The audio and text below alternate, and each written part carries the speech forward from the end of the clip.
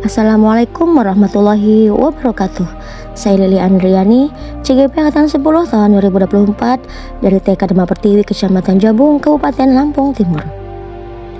Saya akan memaparkan tugas aksi nyata modul 1.4 Budaya Positif.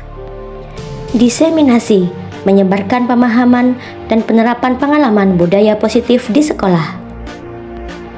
Selamat menyaksikan. Assalamualaikum warahmatullahi wabarakatuh.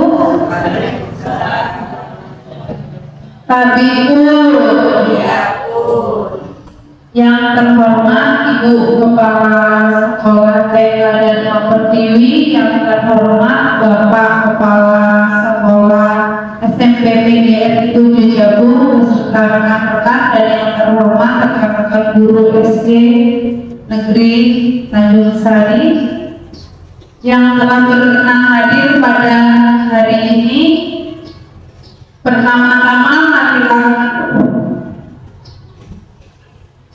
Pertama-tama marilah kita panjatkan puja dan puji syukur kehadiran Allah Subhanahu wa Ta'ala yang telah melimpahkan karunia-Nya kepada kita semua, sehingga alhamdulillah pada hari ini Jumat 7 Juni 2024 kita dapat berkumpul di gedung TK Demah Pertiwi dalam rangka sosialisasi tentang penyebaran pemahaman dan penerapan pengalaman budaya positif. Materi tersebut disampaikan langsung oleh Ibu Lili Andriani selaku CGP Angkatan 10 TK Demah Pertiwi Tanjung Sari.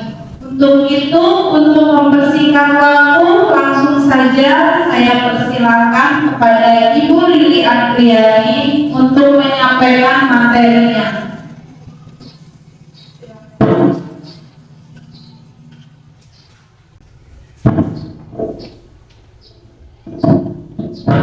Terima kasih atas waktunya. Assalamualaikum warahmatullahi wabarakatuh. Yang terhormat Bapak Kepala SMP PGRI Jabung beserta rekan guru, yang terhormat guru dari SD Negeri Tanjung Sari, dan juga guru-guru yang lain, saya ucapkan terima kasih telah bersedia hadir di kegiatan diseminasi atau menyebarkan pemahaman dan penerapan pengalaman budaya positif yang disampaikan oleh saya sendiri, Ibu Lili Andriani. Saya adalah calon guru penggerak Angkatan 10 tahun 2024. Dan tak lupa pula salawat berserta salam kita haturkan kepada junjungan kita Nabi Agung Muhammad. Semoga berkah barokahnya kita terima semua. Amin ya rabbal alamin. Baiklah Bapak Ibu, langsung saja. Tujuan kegiatan kita hari ini adalah mengimplementasikan pemahaman terkait budaya positif yang dapat membantu murid belajar dengan aman dan nyaman sesuai filosofi Ki Hajar Dewantara, serta membagikan pemahaman dan pengalaman kepada rekan-rekan kerja. Jadi saya di sini Bapak Ibu berlaku sebagai CGP untuk menularkan apa yang saya dapat dari pendidikan saya selama ini. Jadi saya ingin berbagi praktik baik seperti itu. Next.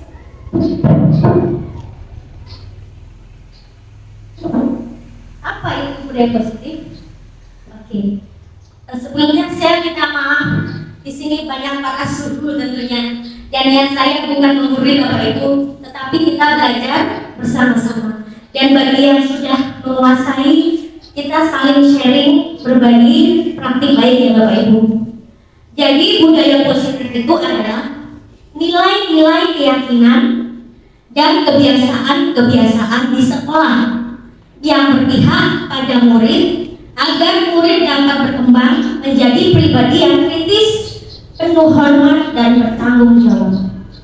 Salah satu kegiatannya, Bapak Ibu lihat, ini di TK ya Pak Ibu. Contoh di TK adalah berbaris yang rapi sebelum masuk kelas, menyapa guru dengan bersalaman.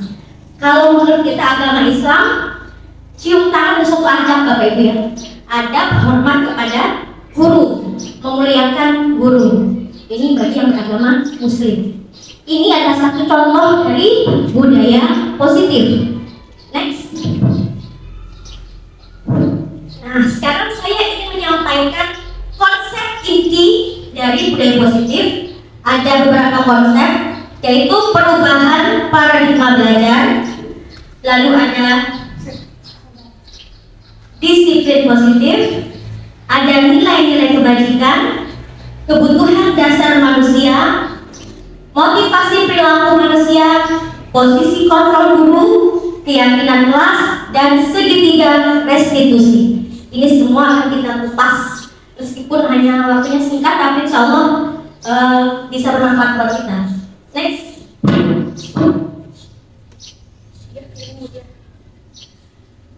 Pembelajaran dengan paradigma baru. Kata-kata paradigma.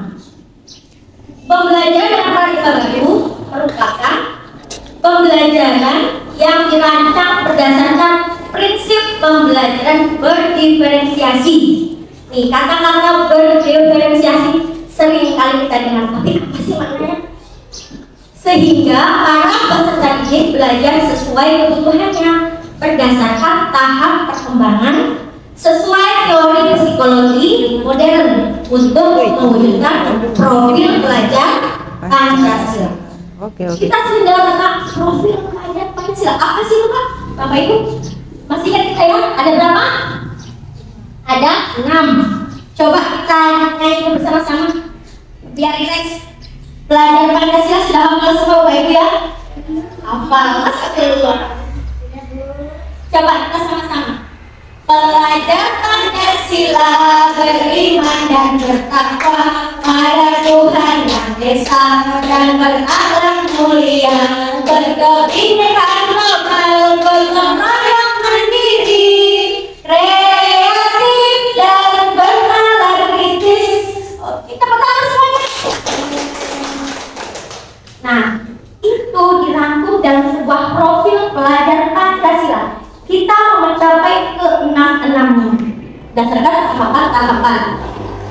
Jadi, yang dimaksud pembelajaran diferensiasi adalah kita itu punya siswa yang beraneka ragam. Satu anak dan anak yang lain itu mempunyai potensi yang berbeda. Harusnya di kelas itu anak kita bedakan, tidak kita pukul rata. Nah, ini nulis semua.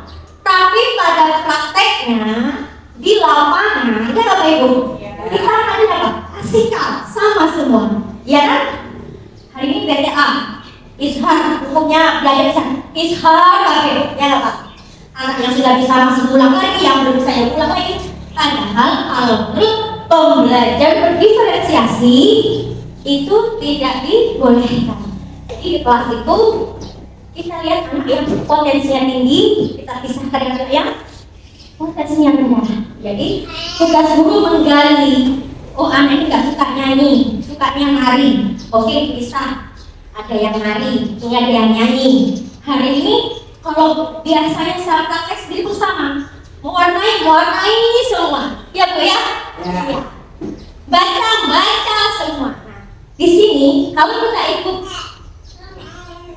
Kalau kita mengikuti pembelajaran diferensiasi, itu sudah menyalahi aturan. Jadi kita belajar bersama-sama, memahami karakter murid kita, apa yang dia suka dan apa yang mereka tidak suka. Karena filosofi Ki Hajar Dewantara itu pembelajaran harus berpihak kepada murid. Jadi kita menghamba kepada murid, apa yang murid mau. Itu yang namanya kurikulum merdeka. Next. Lanjut. Salah satu cara yang dilakukan guru dalam membantu siswa tumbuh maksimal mempunyai karakter profil pelajar Pancasila adalah membangun budaya positif yang berpihak pada murid, membangun keyakinan atau visi sekolah yang menumbuhkan dan mengembangkan budaya positif. Dalam mewujudkan budaya positif perlu adanya disiplin positif. Itu ada gambar ibu guru sedang mengajak anak bersiap rapi sebelum pulang. Satu ke depan, yang lain mengikuti. Itu namanya pembiasaan. Di TK ya Pak Ibu ya. Kalau di SMP bisa dilakukan, di SD juga bisa dilakukan. Jadi ketika anak itu pembiasaan kita lakukan setiap hari. Ini adalah budaya positif, disiplin positif. Ketika pulang nggak buru-buru lari semua, tidak. Tetapi anak berbaris yang rapi, saling sama bapak ibu guru. Itulah namanya adab atau pembiasaan dalam hal budi pekerti. Next. Oke, sekarang kita ke konsep berikutnya. Sebelum saya lanjutkan disiplin positif, ada yang bisa jawab Bapak Ibu? Apa sih disiplin itu? Monggo Bapak Ibu, biar hidup. Apa itu disiplin Bapak Ibu? Kita senang. Lalu semua peraturan kelas ya. Ayo disiplin dulu. Apa sih disiplin? Disiplin mengacu pada tanggung jawab terhadap apa yang dilakukannya berdasarkan nilai-nilai yang diyakini. Disiplin positif merupakan salah satu cara penerapan disiplin yang bertujuan untuk menumbuhkan kesadaran serta memberdayakan peserta didik tanpa imbalan penghargaan atau reward. Nah, ini dia. Ancaman atau hukuman. Sebagai pendidik, tujuan kita adalah menciptakan peserta didik yang memiliki disiplin diri sehingga mereka berperilaku mengacu kepada nilai-nilai kebajikan universal dan memiliki motivasi intrinsik dalam perubahan perilaku ke arah yang lebih baik. Ini maksudnya Bapak Ibu, penghargaan, reward. Selama bertahun-tahun saya menjadi guru, saya terapkan anak berprestasi mendapat hadiah. Ya nggak Bapak Ibu? Bagus, bagus Ibu. Tetapi jika berlangsung terus-menerus, ternyata membawa dampak yang negatif. Apa dampak negatifnya? Sehingga anak itu berpikir kebiasaan dikasih reward. Ketika dia berhasil nggak dikasih, anak akan apa? Kecewa. Betul sekali. Anak kecewa. Biasanya dia berguna untuk mereka untuk hadiah. Kok ini nggak dikasih ya? Kecewa nggak?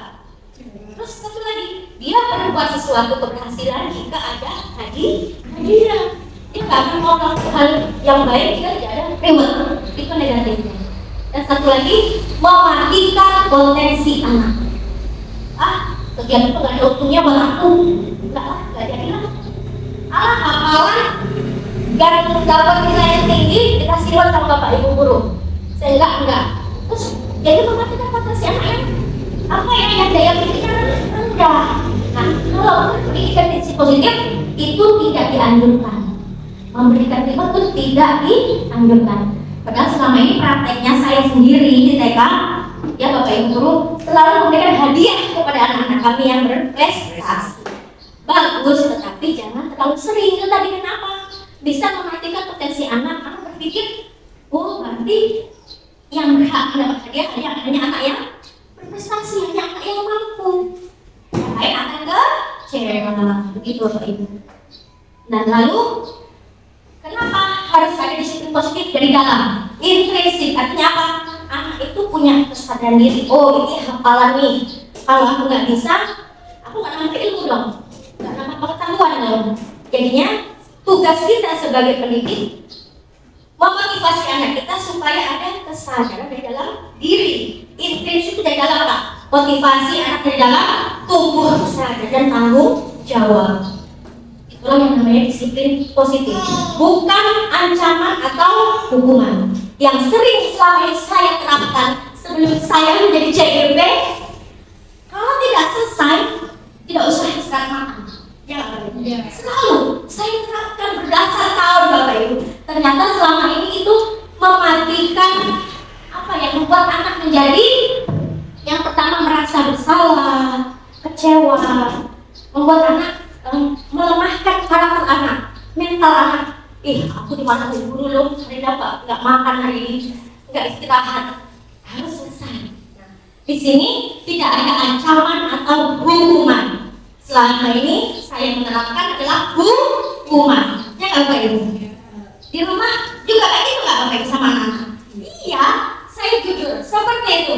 Ternyata selama saya belajar PGP sudah menyalahi aturan. Ya Bapak Kusnadi, betul Bapak? Jadi sebaiknya seperti apa Bu Lili? Nah, nanti ada tahapannya. Ketika anak berbuat salah, apa sih yang kita lakukan? Saya bukan mengajari, saya juga masih belajar. Jadi kita belajar bersama-sama. Next, lanjut.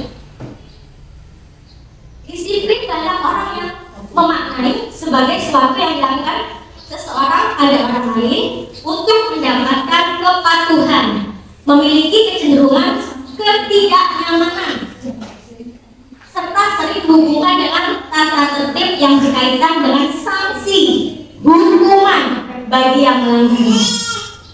Jadi kalau ada murid yang ngasih sanksi siapa? Bapak Ibu guru. Pasti jatuhnya kalau ada hukuman ke sanksi. Karena terlambat cuci WC, sikat WC. Karena terlambat pungut sampah. Jadi lebih ke hukuman dan sanksi. Betul Bapak Ibu ya? Itulah yang selama ini kita alami. Next. Tujuan dari disiplin positif adalah menanamkan motivasi pada murid-murid kita untuk menjadi orang yang mereka inginkan dan menghargai diri sendiri dengan nilai-nilai yang mereka percaya. Nah, itu contohnya ada anak ngapain Bapak Ibu? Cuci tangan. Sebenarnya hal yang biasa kan cuci tangan biasa cuci tangan. Tapi jika tidak dibiasakan menjadi sia-sia. Semua butuh pembiasaan. Salah satu bentuk budaya positif yang dikembangkan di sekolah kami adalah menerapkan disiplin positif tanpa ancaman, tanpa hukuman. Menerapkan disiplin positif dapat meningkatkan kesadaran siswa dalam membentuk karakter positif. Disiplin positif dapat dibuat melalui kesepakatan antara guru dan siswa agar siswa merasa terlibat dan bertanggung jawab dalam menjalankan disiplin tersebut. Nah, ternyata selama ini kita sudah salah. Masih pro dan kontra. Selama ini kita masih pro dan kontra Bapak Ibu.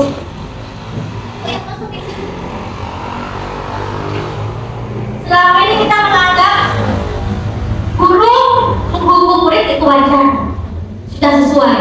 Tetapi ternyata mematikan karakter anak. Disiplin adalah mencuci tangan. Salah satu budaya positif sebelum dan sudah makan, anak-anak mencuci tangan. Tidak ada hukuman, tidak ada ancaman yang pada praktiknya selama ini masih kita praktekkan sampai detik ini. Ya nggak Bapak Ibu? Karena masih ada yang tidak pro. Nah kalau anak tidak dihukum, nggak ditegur, jadi apa? Ternyata ada tekniknya, ada caranya. Next. Nilai-nilai kebajikan. Nilai yang disepakati bersama lepas dari suku bangsa, agama, bahasa maupun latar belakangnya. Ini contoh nilai kebajikan institusi atau organisasi. Yaitu ada profil pelajar Pancasila.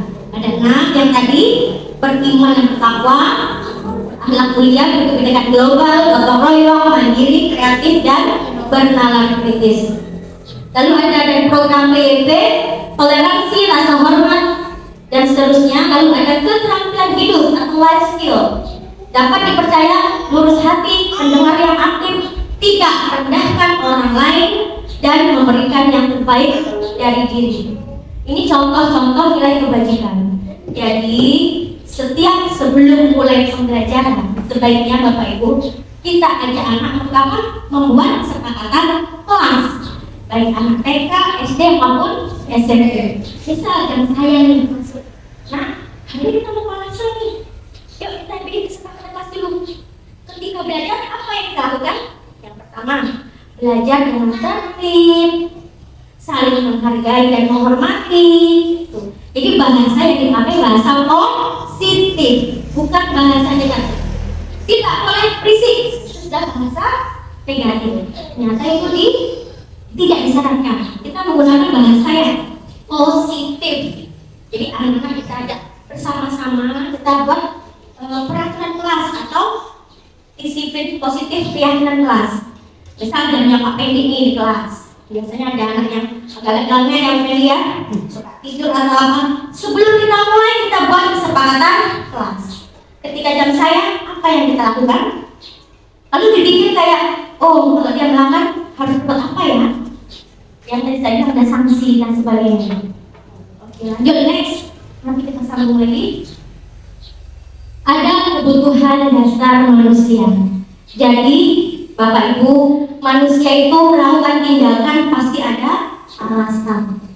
Kebutuhan dasar manusia adalah segala sesuatu yang kita lakukan untuk mendapatkan apa yang kita inginkan. Seluruh tindakan yang kita lakukan memiliki tujuan tertentu. Dan semua usaha terbaik yang kita lakukan adalah dalam rangka agar kebutuhan dasar kita terpenuhi dengan baik. Jadi kesimpulannya, jika ada anak yang melanggar, misalkan berangkat terlambat, pasti dia ada alasan. Selama ini praktek langsung terlambat, pergi ke tempat yang berjalan, hormat, ya nggak apa itu. Terlambat, buang sampah itu. Tanpa kita ajak berkomunikasi. Kenapa kamu terlambat? Apa alasan kamu terlambat? Katanya simpel begitu ya, tapi prakteknya kayaknya sudah apa ya? Untuk mempraktekkannya agak langka itu, karena terbiasa kalau kita lihat anak yang melanggar peraturan langsung kita tegur tanpa diajak komunikasi. Apa latar belakang kamu? Kenapa kamu terlambat? Apa alasannya? Iya, pasti ada alasannya. Ada yang kesiangan, ada yang main HP sampai malam. Nah, itu baru kita cari solusi setelah kita ajak anak komunikasi. Baiklah, next. 5 kebutuhan dasar manusia. Jadi setiap insan, termasuk saya, Bapak Ibu semua, itu memiliki 5 dasar ini, Bapak Ibu. Yang pertama, bertahan hidup. Jangan apa Pak kita bertahan hidup, Pak? Jangan apa? Makan, tempat tinggal, kesehatan, keamanan.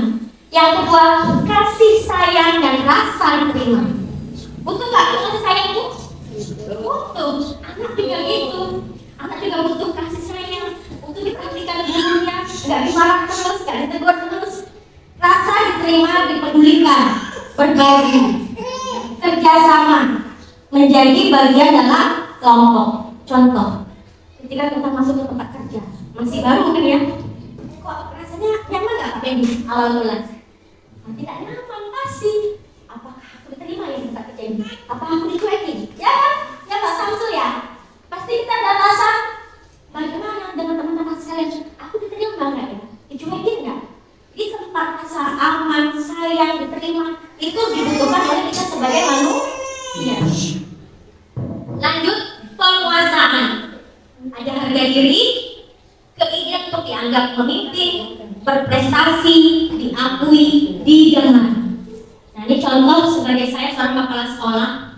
Kalau kebijakan saya itu dilakukan sama rekan-rekan guru, saya merasa dihormati, iya, dihargai, iya. Jadi di sini kita butuh pengakuan.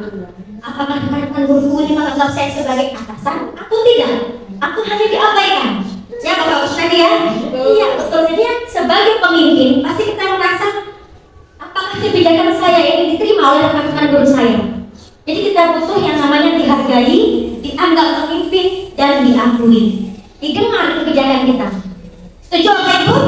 Setuju. Lanjut, ada kebebasan. Kebebasan itu tidak ada apa Bapak Ibu. Ada mandiri, memiliki pilihan, mencoba hal yang baru, mampu mengendalikan arah dirinya. Bebas, sama dengan hidup kita. Dia juga mau bebas, nggak mau dikekang, nggak mau yang diancam sekolah harus ini itu, maunya bebas. Tapi tugas kita mengendalikan anak murid kita. Itulah tugas seorang pendidik, menuntun kodrat anak sesuai dengan kodrat zaman dan kodrat alam. Jadi kalau udah maju nih zamannya nih, udah nggak lagi yang namanya CBSA, sudah yang zamannya sekarang pakai gadget, ya nggak apa-apa Ibu. Jadi dimanfaatkan. Sekarang kita anak pakai gadget. Biasanya kalau yang anak-anak TK hobinya main HP, orang tua mengarahkan belajar angka, pakai nyanyian, belajar huruf dan sebagainya. Semua bisa lewat gadget. Jadi mengajar anak sesuai dengan kodrat zaman dan kodrat alam. Nggak yang ketinggalan zaman terus, kayak tulis selalu, pasti bosan. Begitu halnya saya di lembaga saya, perusahaan dan guru saya mencari hal-hal baru. Nggak cuma calistung. Selain apa sih cuma nempel apa dia? Oh seni. Yang hobinya nih biar nyanyi, yang hobinya nih biar nari. Di SMP banyak lagi ekskulnya. Begitupun di SD ya Bu Sulistiawati ya. Oke, kita bersama-sama mendidik putra putri bangsa kita menjadi anak yang cerdas, bertakwa, beriman dan memiliki intak dan iptek tentunya. Terakhir ada kesenangan. Apa itu kesenangan? Bermain, humor, antusiasme, tertawa.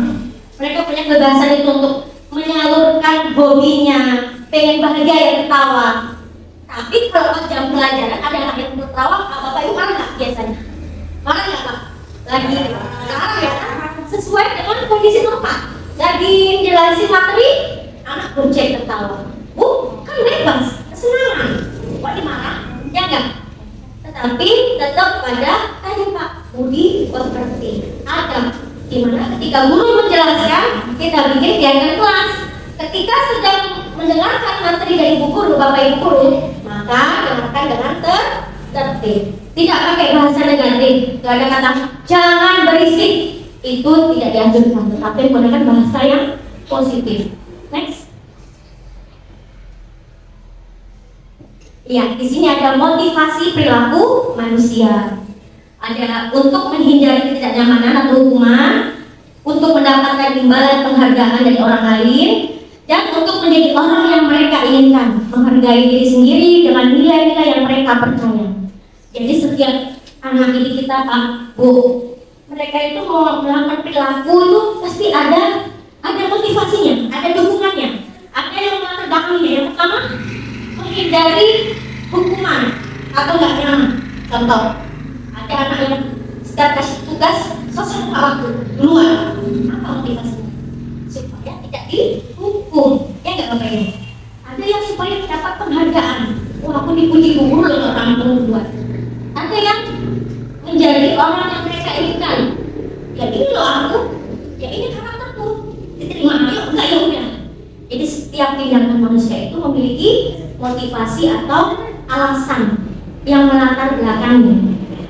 Sampai sini sudah dipahami Bapak Ibu? Bisa.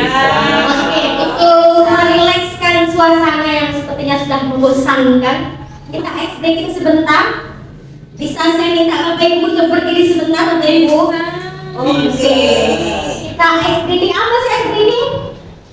Ice breathing. Mendinginkan suasana. Ayo Pak tadi. Sudah dapat berdiri. Oke, sebelum kita lanjut, kasih banyak Pak. Materi kita belum selesai, jadi kita SD dulu. Belum Pak, terus namanya tepuk semangat ya. Ikutin saya, tepuk semangat. Ding ding ding, dang dang dang, dung dung dung, ding ding ding, dang dang dang, dung dung dung.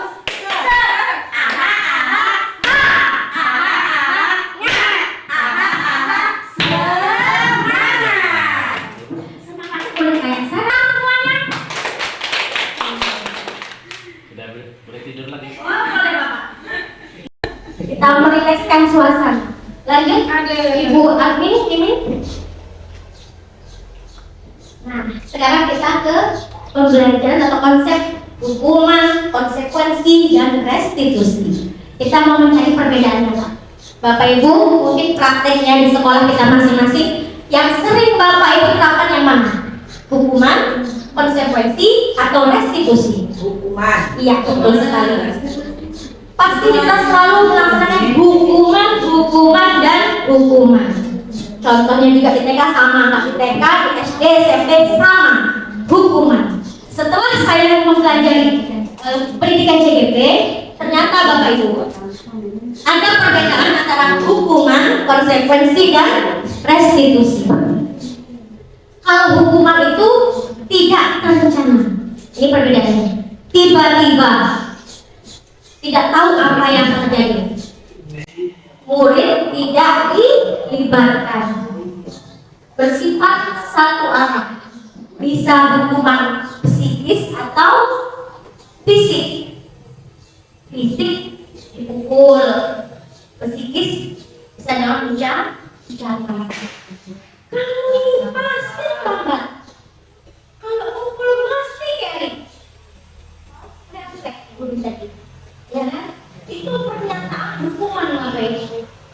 Nah, biasanya tiba-tiba tuh anak datang terlambat, pasti tanya, terlambat lagi, silakan dong. Anak udah ditanya, guru tetapkan dewe jawab sendiri. Harusnya ada tahapannya Bapak Ibu. Nah, kalau konsekuensi terencana, disepakati sesuai dengan peraturan. Murid tetap dibuat tidak nyaman jika guru selalu memonitor murid. Apa contohnya Bapak Ibu? Konsekuensi.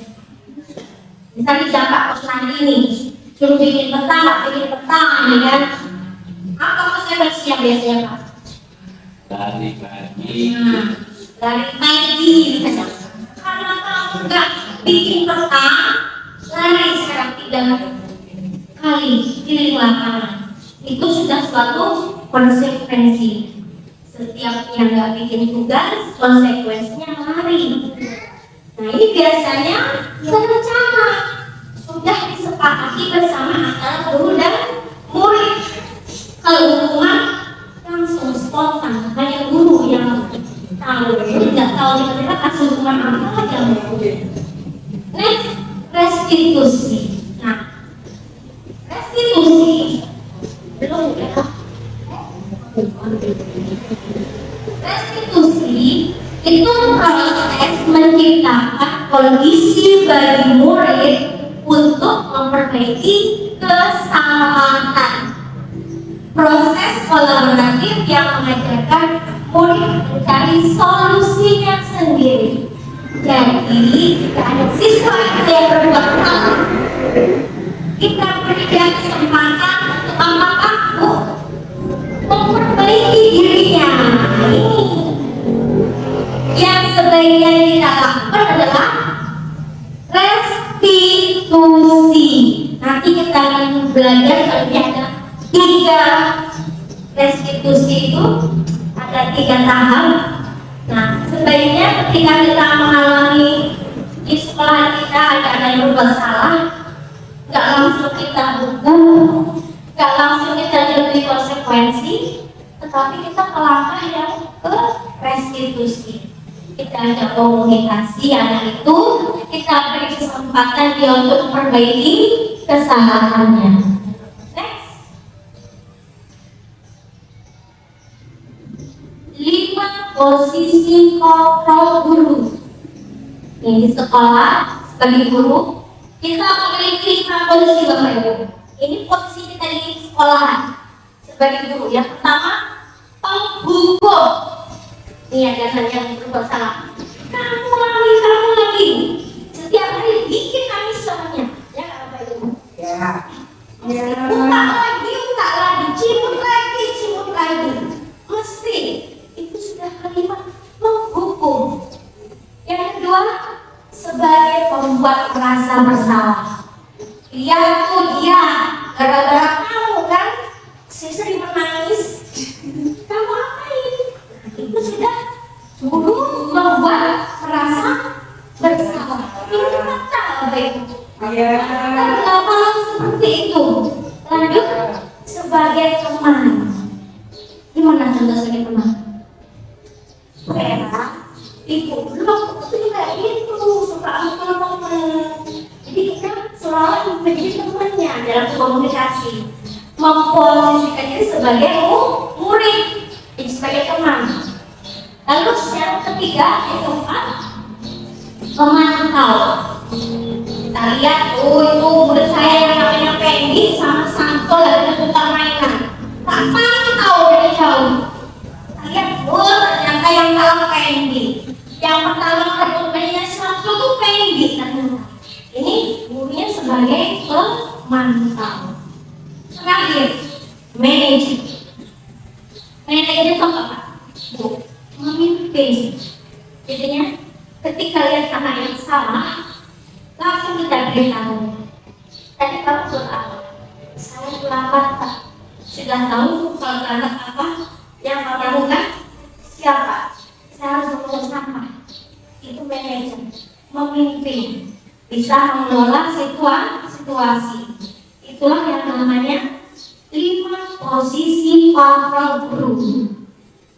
Sekarang saya tanya di lapangan nih, praktek sekolah itu sebagai apa? Pemukul, rasa bersalah, teman, pemantau, atau manajer? Yang mana? Masa semua yakin sama? Nomor 1 dan nomor 2. Ya, kebanyakan menghukum dan membuat rasa bersalah. Mantul ya, lagi berantem dan sama salah ya. Tapi yang kebanyakan adalah menghukum dan membuat rasa bersalah. Langsung nangis, sama segala nangis, cimut lagi, gara-gara kamu tuh nangis. Ada menghukum dan membuat rasa bersalah, gara-gara aku dia nangis. Dan sebaiknya itu tidak dilakukan. Yang kita lakukan sebagai teman, pemantau, manajer, yang nanti ada lagi yang tahap segitiga restitusi. Itu yang sebaiknya guru lakukan adalah tahapan restitusi. Next. Nah ini contohnya. Contoh penerapan 5 posisi kontrol guru. Ini kasusnya Bapak Ibu. Di TK itu bisa dengan ini kalau di SD ya. Di SD atau di SMP itu siswa tidak memakai atribut lengkap. Sering kan? Sering ya di SD di SMP saat upacara penyiaran. Kalau di TK misalnya anak tidak memakai kaos kaki misalnya. Nah, lalu sebagai penghukum biasanya dimudahkan hormat pada penjelasan sejarah. Anda pakai atribut lengkap kan? Saya juga gitu waktu di SMP. Gak pakai nasi. Hormat yang menyerang. Sebelum saya jadi CGB seperti itu Bapak Ibu. Nah, kalau di TK, ayo ini ya, sampai kaos kaki ya. Sampai di TK, buka kaos kaki. Selalu seperti itu. Karena setiap tahun kita menemukan anak yang unik ya Bapak Ibu ya. Pasti terjadi. Yang kedua, membuat rasa bersalah. Pasti Bapak Ibu ada yang ngomong gini. Berapa kali Bapak harus beritahu kamu? Kamu selalu saja mengecewakan Bapak, mengecewakan Ibu. Itu sudah membuat rasa bersalah.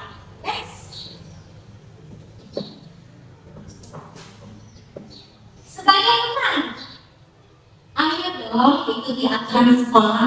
Tolong bantu Bapak Ibu ya, sekali ini saja. Ya sudah, tidak apa-apa. Lain kali jangan sampai berbuat seperti ini lagi. Mustahil. Ya Bapak Ibu, nah inilah yang seharusnya sebagai teman. Kata-kata nggak apa-apa, sebagai PR. Tapi kayaknya di hati lagi nggak terima hasil kayak itu. Inilah yang sekarang masuk program keluarga kita, mempraktikkan kepada anak sebagai teman seperti itu. Iya, sebagai teman besok ibu tak ngambil.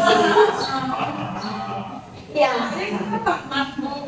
maka dari itu kita harus mempraktikkan yang namanya segitiga restitusi Bapak Ibu.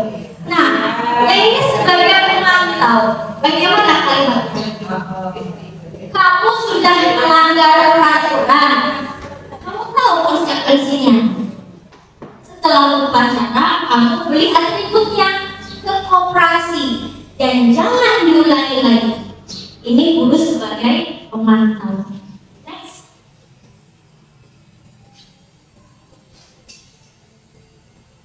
Sebagai manajer, apakah kamu tahu kesalahan kamu? Nih, sebaiknya di sekolah kita itu berperilaku posisi seperti manajer Bapak Ibu. Inilah yang diharapkan semua guru di sekolah baik tingkat TK, SD, SMP dan manapun bisa memposisikan dirinya sebagai manajer. Apakah kamu tahu kesalahan kamu? Kira-kira bagaimana kamu perbaiki kesalahan kamu? Anak diberi kesempatan memperbaiki kesalahan. Ditanya, oh nggak pakai atribut, sekarang ibu tanya, bagaimana caranya memperbaikinya? Saya besok beli pak itu, saya akan makan, saya akan ulangi lagi. Anak diberikan kesempatan untuk memperbaiki kesalahannya. Jadi kesimpulannya Bapak Ibu, sebagai posisi guru di sekolah, kita hendaknya berposisi sebagai manajer, memanage, mengatur, memimpin. Sampai sini bisa dipahami Bapak Ibu ya? Bisa. Next selanjutnya. Nah, sekarang kita mau menggali kemampuan Bapak Ibu. Dari yang saya jelaskan tadi, saya mau tanya nih Pak. Posisi kontrol apakah aku? Aku ini Bapak Ibu guru ya. Ini kalimat. Saya kecewa sekali dengan kamu. Membuat rasa bersalah. Iya. Tepuk tangan Bapak Ibu ya. Saya kecewa sama kamu Bu Yanti. Kamu dibikin salah terus. Itu adalah posisi kontrol sebagai pembuat rasa bersalah. Next. Saya tanya lagi. Kamu tidak pernah benar melakukannya. Salah. Terus kamu ini satu. Salah. Kamu tidak pernah benar melakukannya. Pinter Pak Samsul. Hukuman. Ini kayak hukuman. Kamu tidak pernah benar. Salah selalu kamu ini Samsul. Tepuk tangan Pak Samsul. Bisa jawabnya dengan sempurna. Hukuman. Next. Apa rencanamu untuk menyelesaikan masalah ini? Iya, Bu Aini, manajer. Tepuk tangan Bu Aini. Berarti menyimak bagi mereka ini. Menyimak dengan baik. Next selanjutnya. Ayolah, lakukan itu Bapak Ibu loh. Tolong, please. Iya, teman. Sebagai teman. Next. Kamu tidak pernah mendapat nilai jika tidak mengerjakan tugas. Makanya kerjakan. Sebagai apa? Iya, bisa kalau kerja. Pemantau, tangan. Alhamdulillah semuanya sudah mengikuti apa yang saya sampaikan. Nah, sekarang kita mau ke konsep selanjutnya, keyakinan kelas. Mengapa keyakinan kelas? Mengapa bukan peraturan kelas? Selama ini kita kelas apa Bapak Ibu? Siapa yang ngisi? Guru apa guru? Guru.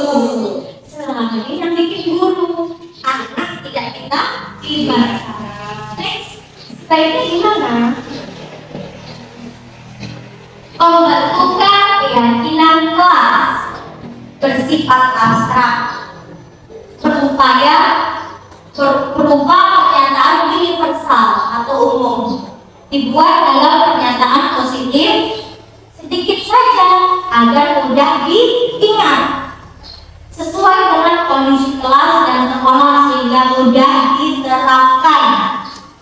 Semua warga sekolah atau warga kelas dilibatkan saat membuat keyakinan kelas. Jadi inilah tugas kita Bapak Ibu semua. Sebelum memulai di kelas, anak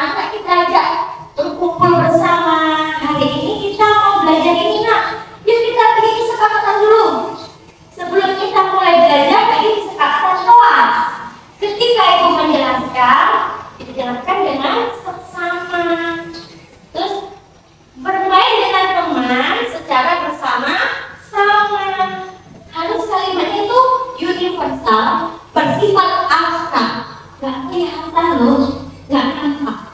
Tapi kalau tidak boleh merokok, etok ya kan, nggak boleh merokok, kelihatan merokok. Tapi ini umum universal, bermain bersama-sama, bermain boleh perosotan, boleh juga jungkit. Jadi kalimat itu universal Bapak Ibu, umum. Dan juga yang banyak-banyak, nanti anak lupa. Dikitnya singkat aja, ketika belajar bagaimana, terus ketika bermain bagaimana, lalu semua warga sekolah, semua anak di kelas itu kita libatkan. Nah, kita ini mau belajar kolase, yuk kita bikin peraturan kelas dulu yuk. Apa keyakinan kelas dulu, bukan peraturan, keyakinan kelas dulu yuk, sama-sama.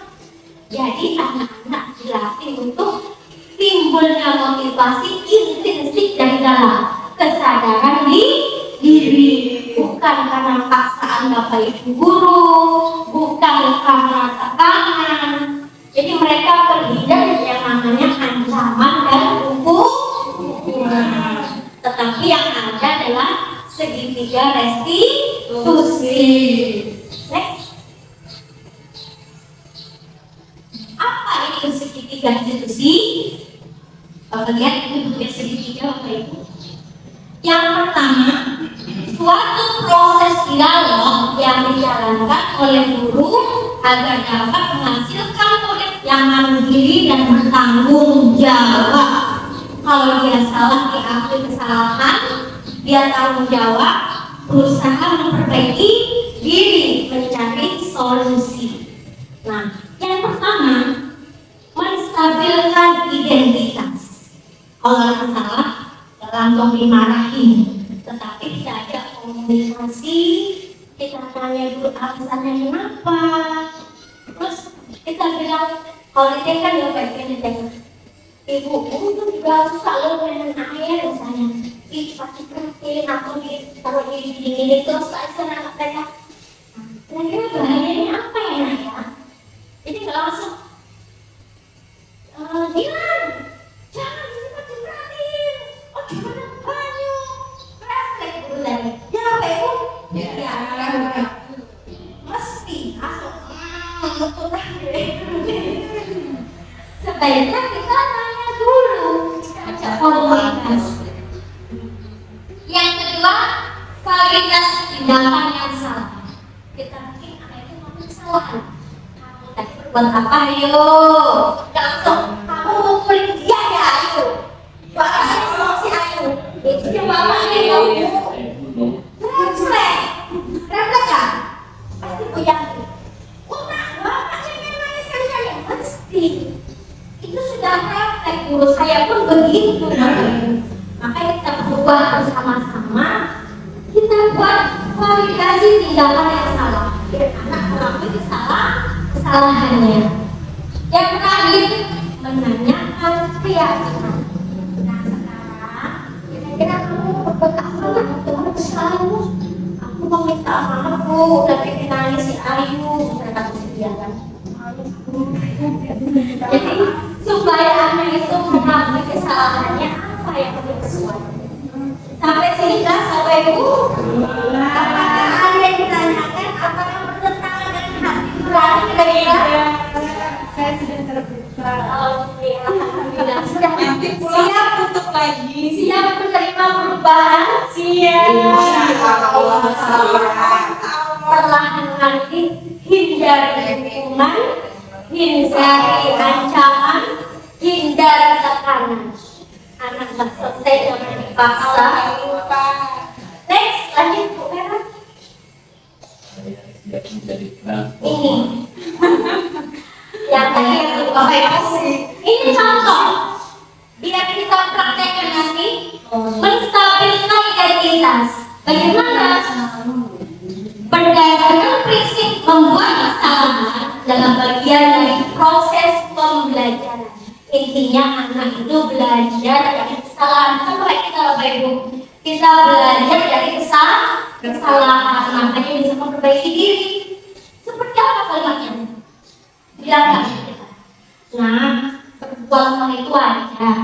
Tidak ada manusia yang benar. Ini masuk ke tahap menstabilkan identitas. Jadi yang jadi bersalah merasa, oh iya ya, masih bisa diterima oleh bapak ibunya kesalahannya. Lalu bapak itu dulu juga pernah loh kayak gitu.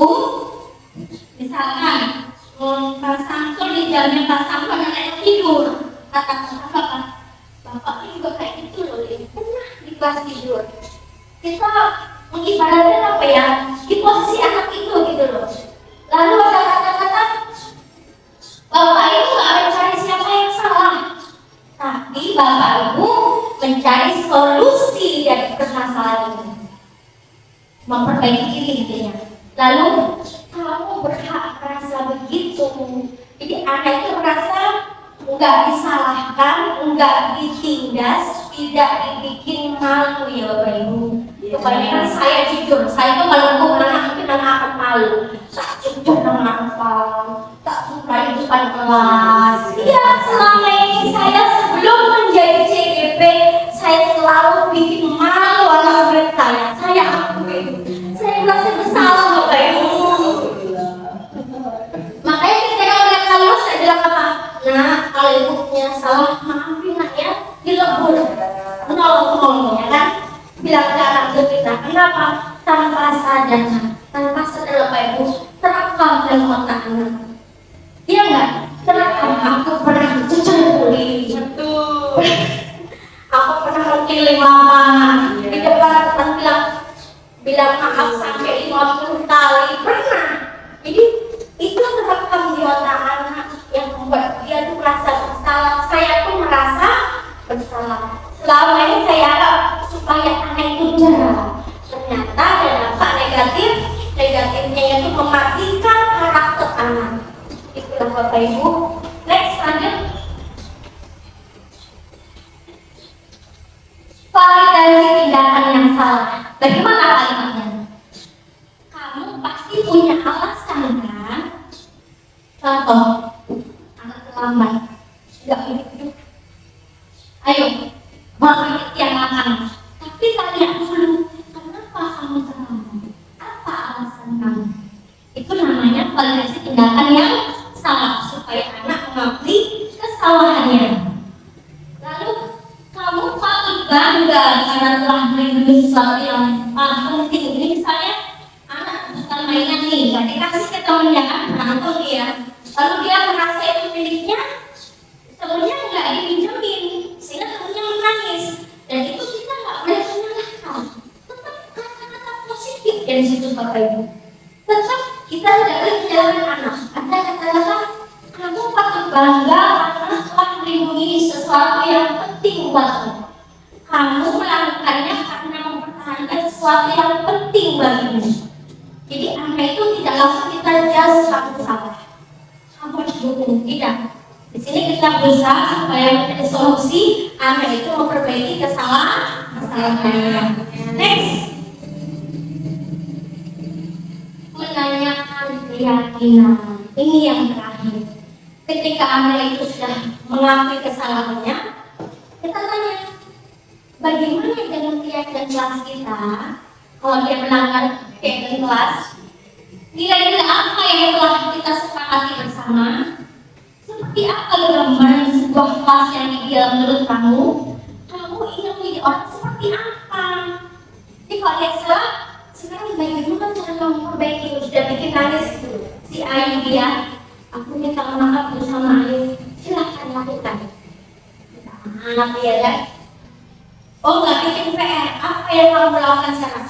Aku mau bikin PR Pak, jadi selama saya nggak bikin, silahkan. Kita beri kesempatan untuk memperbaiki dirinya. Kira-kira bisa nggak kita praktekkan Bapak Ibu? Bisa.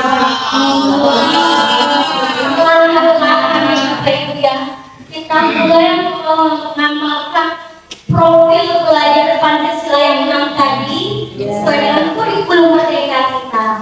Baik, sebelum saya akhiri, saya mau memperlihatkan dulu proses segitiga institusi di sekolah saya sudah saya laksanakan kemarin. Mungkin bisa dijadikan inspirasi atau gambaran Bapak Ibu.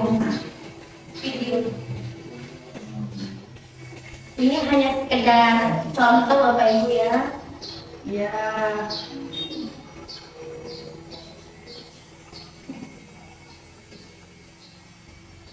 Ini contohnya di TK Bapak Ibu.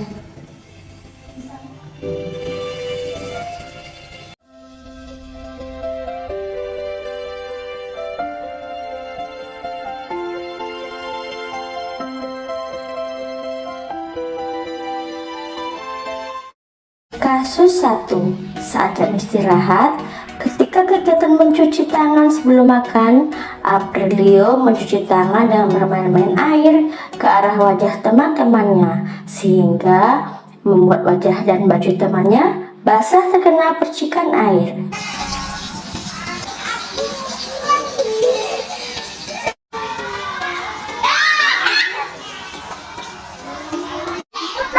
Kenapa Ibu Guru panggil ke sini? Kenapa?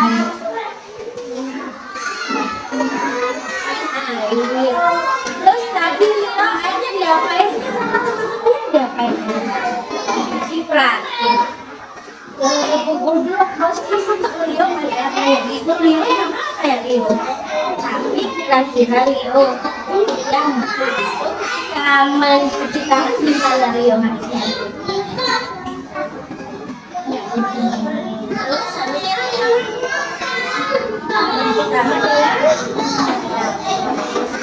Kalau sudah begitu temannya sudah basah, temannya basah. Sekarang dia apa yang mau dilakukan dia? Mau ngapain dia? Minta maaf apa lagi? Janji apa Leo? Tidak mengulangi lagi.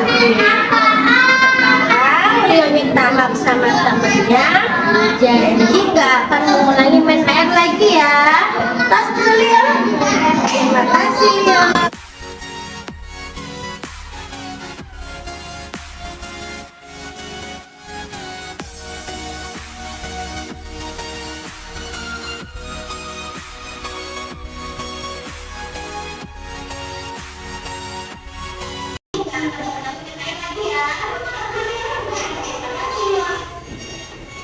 Akhirnya dia ngapain?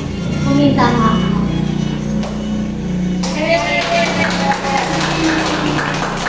Ini hanya sekedar gambaran Bapak Ibu ya. Jadi kita ketika menghadapi anak yang bersalah, jangan kita judge, tapi kita ajak komunikasi sampai dia menyadari kesalahannya, dia mau memperbaikinya dengan caranya sendiri, ada yang meminta maaf dan lain sebagainya. Sampai sini mungkin yang bisa saya sampaikan Bapak Ibu ya, semoga bermanfaat. Sebelum saya mengakhiri, apakah ada yang ditanyakan Bapak Ibu? Cukup? Oke. Nanti ada makan siang nggak? Ada yang makan